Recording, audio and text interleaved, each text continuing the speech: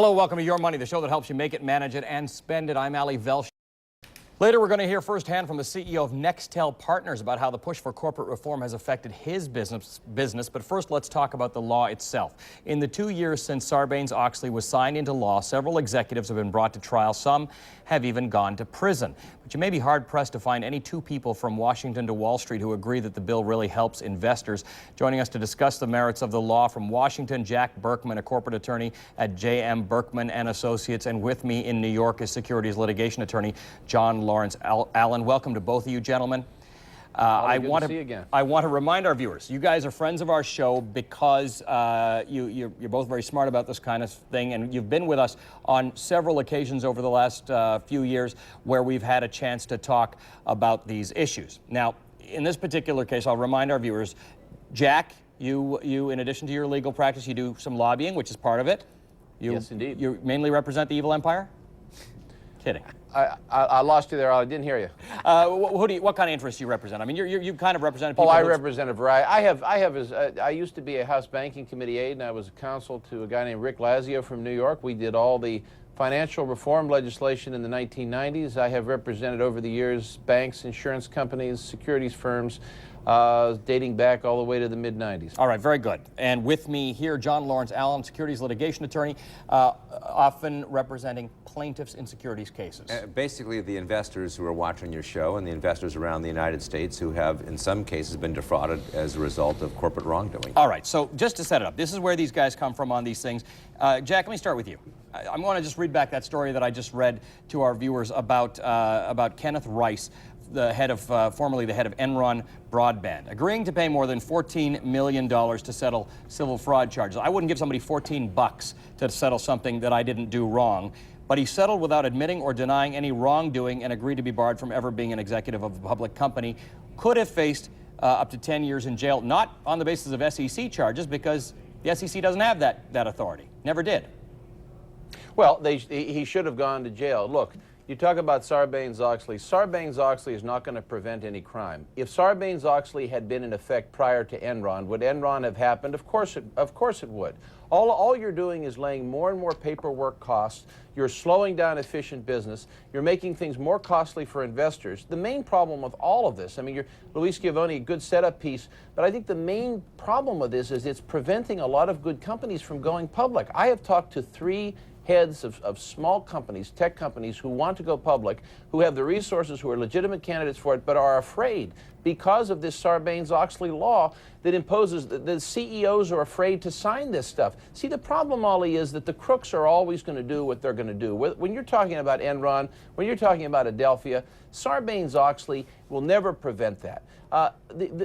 With Enron, nobody made the disclosures anyway. All of these paperwork burdens would never have prevented it. Crooks are going to do what crooks are going to do.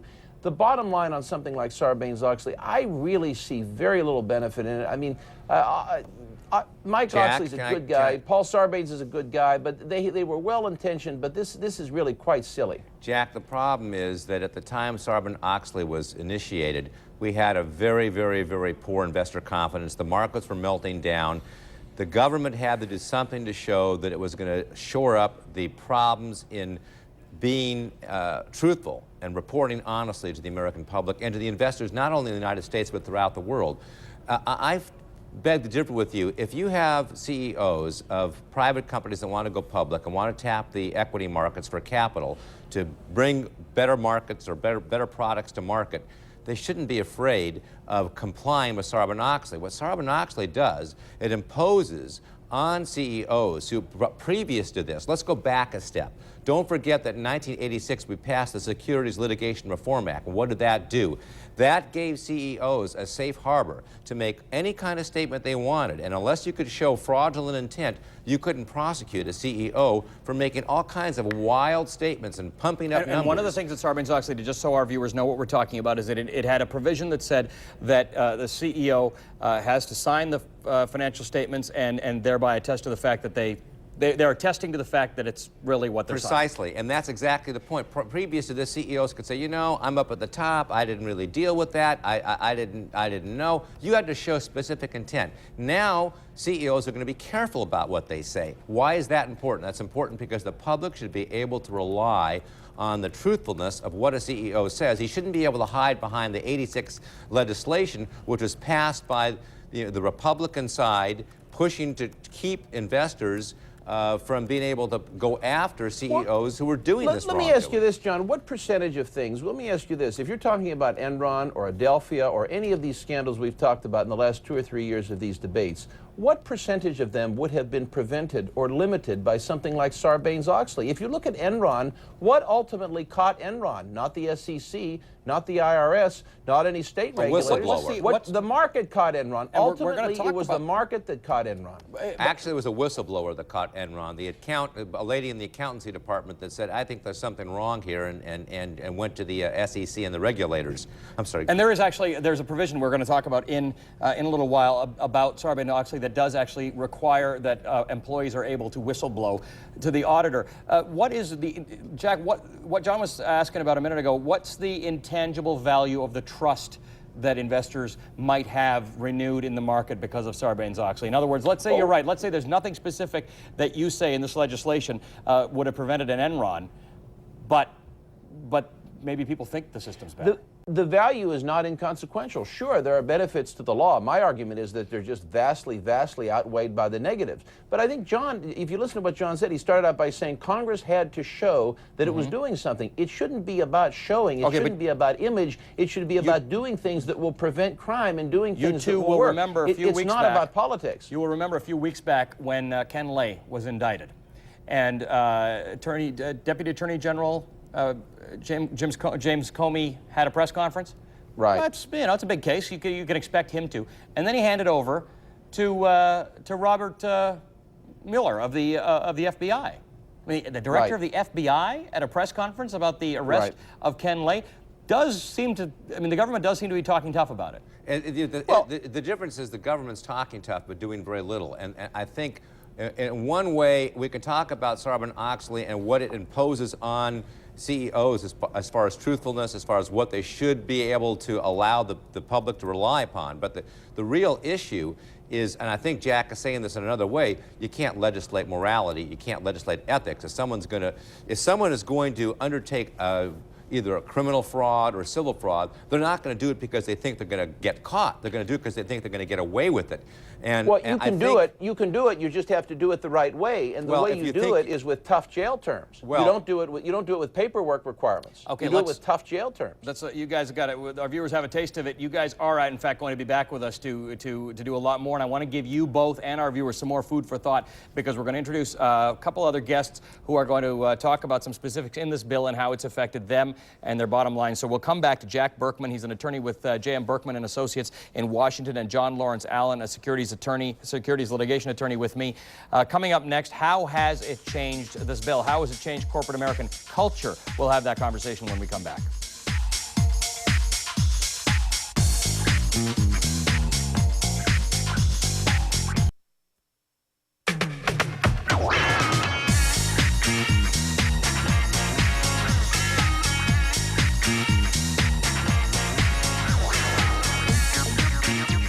All right, we are joined again by Jack Berkman in Washington. He is an attorney with J.M. Berkman and Associates, and here I have got John Lawrence Allen. He's a securities attorney, and we are talking about the stuff that we've heard.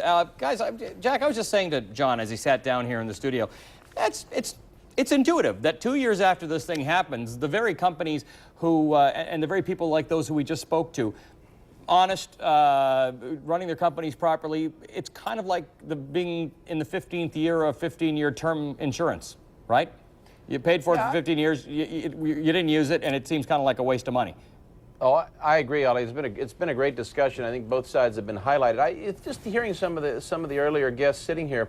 You know, my thought was one of the big problems we have in this country is really we have kind of an ambivalence about white-collar crime. The country doesn't understand that white-collar criminals need to be treated just like blue-collar criminals and need to be given the same treatment.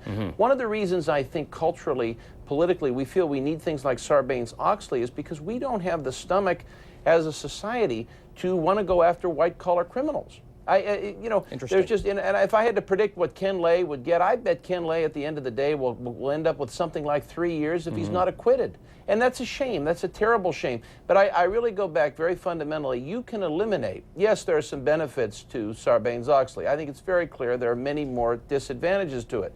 But you can obviate the need for it. You can eliminate the need for it by simply moving in a direction of much tougher sentencing for white-collar criminals, which we don't want to do. Very interesting. And I hate when you two agree, but I hear, John, I saw you nodding your head in what seemed to be agreement with that. Well, it's interesting. You know, we talk about insurance. The cost of insurance, you have an insurance policy that an awful lot of people that defraud insurance companies, all of us pay for that. Right. If you want to have access to our capital markets, the cost of doing that is complying with Sarbanes-Oxley. But let's take a look at the reality. The reality is there are a lot more IPOs that have been taking place in Sarbanes-Oxley than before. So the idea is people aren't running for the hills, is what you're saying. Yeah, but that's misleading, John. John, that's misleading. The economy, there's been an uptick. You're looking at the bottom and the top. There are other causal variables. One is the economy's been an uptick. You got to be careful. Yeah, but why is the economy in the uptick? We can talk about the economic side of that, but the fact is that people have more confidence, and I think Sarbanes-Oxley, not necessarily predominantly, but to some degree, has had an impact on transparency and believing the corporations are going to do what is correct, and that is provide honest information so that people can rely on that and make informed investment decisions. Let's get to a caller and see what they think about the whole thing. David in Arkansas is on the phone. David, what do you think? Well, now, let me put it this way. I'm not as smart as your guests are, but I have to disagree with the part about saying that this is helping out everybody and everybody feels more comfortable. And I got a problem with them complaining about the cost. If they were doing their job right, they should be being fine. I put this as an example. The doctors complained about their insurance premiums being so high because they have to do all this malpractice insurance. Yet these guys were, at the same time, were not complaining about their costs when they were accepting their salaries for bonuses and stuff like that, and they weren't putting any effort into saying, hey, Enron, you're screwing us, the rest of us up. We're going to, you got to do something about this and square up your books. And on your show, in fact, everybody after Enron fell started saying, hey, we couldn't understand what they were doing. Yeah. Yet everybody was applauding them, patting them on the back, saying, look at the price increase. So well, you're nobody, right. nobody was taking an effort to say, hey, we got to clean up our act ourselves. Anderson was being touted on my proxies for Xcel Energy. And then all of a sudden they had to turn around and send me a proxy back saying, hey, we've decided to change Anderson to another auditor. I wonder why. Thanks for the, let me hit. Yeah, David, I think you hit on so many points that I think get to the point of why we're even having this show. This is what it comes down to, John and Jack. The issue is, do guys like David have any more faith in the system? He just listed a whole bunch of people, types of people that he thought he should be able to trust. Corporate America, without saying it, corporate America, SEC, the attorneys, the analysts, the journalists, the accountants. These are all people who should have been watching your money over the last, and I don't mean my show, Your Money, I mean people watching your investments over the last few years, and we all let everybody down. Well, historically, the SEC lets everybody down. I know they might obviously have a different tune to that, but they use political motivation, and then they use the press to show one or two instances in which they enforce the laws. But the fact is the SEC has been understaffed, undermanned, under budget. Then they got more money as a result of Sarbanes-Oxley, but they don't really prosecute. They don't really go after the big cases. And you at the very beginning, let me just finish and I'll move on. At the beginning of the show, what did you say? You mentioned several people have been civilly prosecuted by the SEC. And what did they do? Without admitting or denying. They never get anyone to admit any wrongdoing. They pay hundreds of millions of dollars, but they didn't do anything wrong. Does anybody ever agree that they did something wrong? No, of course not, because they want to get off and move on. Not to get too far afield here, but part of the problem with the SEC, and I agree with John again, but part of the problem is that you have a bunch of guys who don't want to rock the boat because they have to come out and get private sector jobs, so they don't want to scare anybody. It's the revolving door. It's a political, internal, incestuous problem there. That's the problem with the SEC. And yes, I do agree the SEC has been largely useless if you look at its record, particularly in these big cases. But to the other point, kind of getting back to your caller, the notion, Ollie, that Sarbanes-Oxley is going to build confidence in the average person investing in the market is a joke, because only the upper 2% of the society could even tell you what it is. Now, I go back to white-collar crime. The bottom 98% of the society understands very well what it means when you have Ken Lay or Martha Stewart or the guys from Adelphia or whomever in handcuffs. The average person can understand that. The average person doesn't. The average person doesn't follow this discussion or know what Sarbanes-Oxley is. All right, but handcuffs. So there's a big difference. Handcuffs is one thing, Going to jail is something else. And Martha Stewart spending 6 months on her 114-acre estate in Bedford, Connecticut is hardly a jail sentence. And I think